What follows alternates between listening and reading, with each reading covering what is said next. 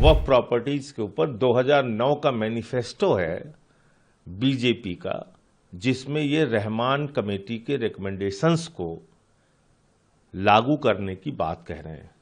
ये इनका दोहरा चरित्र नहीं है। इन्होंने सुप्रीम कोर्ट में एफिडेविट दिया है कि 99% वक्फ की संपत्तियां ऑनलाइन हो चुकी हैं, रजिस्टर्ड हो चुकी हैं, यानी कि उनके कागजात हमको मिल चुके हैं। उसके सारे कागजात वगैरह चेक करके, सर्वे करके, जो भी रिपोर्ट इनके पास आई उसको ये ऑनलाइन कर चुके हैं। देखिए, पूरे देश को भारतीय जनता पार्टी के इस दोहरे चरित्र और धोखे के बारे में जानना चाहिए। और मैं ये बात क्यों कह रहा हूं? इन्होंने खुद ने 2009 के अपने मैनिफेस्टो में क्या लिखा है, पूरा देश इस बात को देख ले। 2009 के मैनिफेस्टो में बीजेपी ने खुद से लिखा है कि वो के रहमान कमेटी की रिपोर्ट को लागू करेंगे, उनकी रिकमेंडेशंस को लागू करेंगे। 2013 में जब बिल आया था, रहमान कमेटी के रिकमेंडेशन के बाद जब बिल आया था, तो उस बिल को भी ये देखिए आप, वक्फ प्रॉपर्टीज के ऊपर 2009 का मैनिफेस्टो है बीजेपी का, जिसमें ये रहमान कमेटी के रिकमेंडेशंस को लागू करने की बात कह रहे हैं।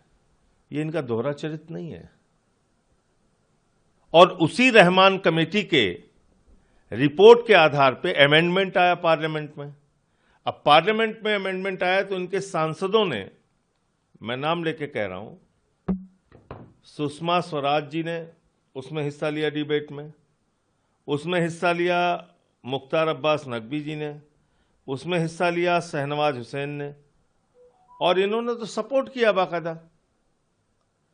2013 के बिल को, अमेंडमेंट्स को, संशोधन को सपोर्ट किया बीजेपी ने। अब इसके आगे आ जाइए।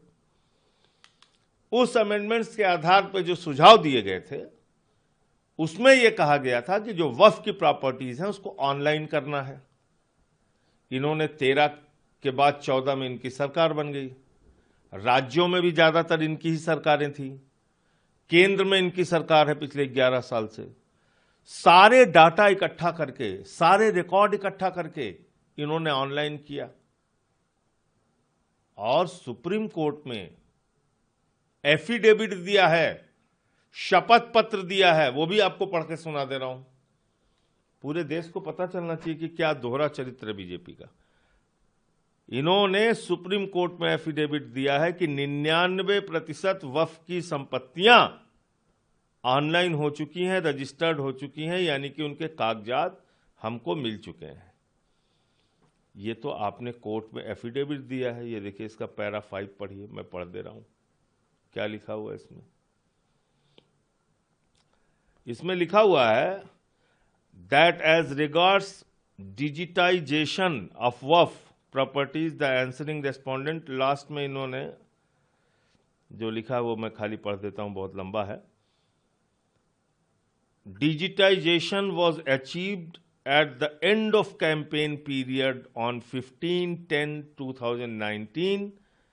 3,30,141, 98.99% records stood digitized. Mapping of all immovable Waqf properties on a war footing label has also been taken up with the state Waqf board, state governments. तो ये तो साफ साफ ये लिख रहे हैं कि 90, और सुप्रीम कोर्ट का एफिडेविट है, गवर्नमेंट ऑफ इंडिया का, मोदी जी का, 2020 में, और ये कह रहे हैं कि इन्होंने अभियान चला के देश भर में जितनी वक्फ की प्रॉपर्टीज थी उसके सारे कागजात वगैरह चेक करके, सर्वे करके, जो भी रिपोर्ट इनके पास आई उसको ये ऑनलाइन कर चुके हैं। तो ये बिल किस लिए ला रहे हो? देश में नफरत फैलाने के लिए। लोगों का ध्यान बेरोजगारी से, अशिक्षा से, महंगाई से, डॉलर की मजबूती और रुपए की गिरती कीमत से हटाने के लिए, एमएसपी की गारंटी के मुद्दे से हटाने के लिए किस लिए ला रहे हैं आप ये कानून? आपने तो खुद 2009 के मैनिफेस्टो में कहा कि आप रहमान कमेटी की रिपोर्ट लागू करेंगे। आपने खुद ने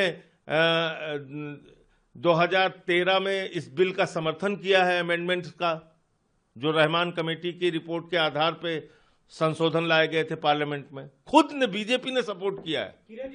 फिर 10 साल तक आपकी सरकारें रहीं, राज्यों में आपकी सरकार 11 साल से है। आपने आपकी राज्य सरकारों की रिपोर्ट के आधार पे आपने सब उसको वामसी पोर्टल पे ऑनलाइन किया, आपने सुप्रीम कोर्ट में एफिडेविट दिया, तो ये कानून क्यों ला रहे भाई?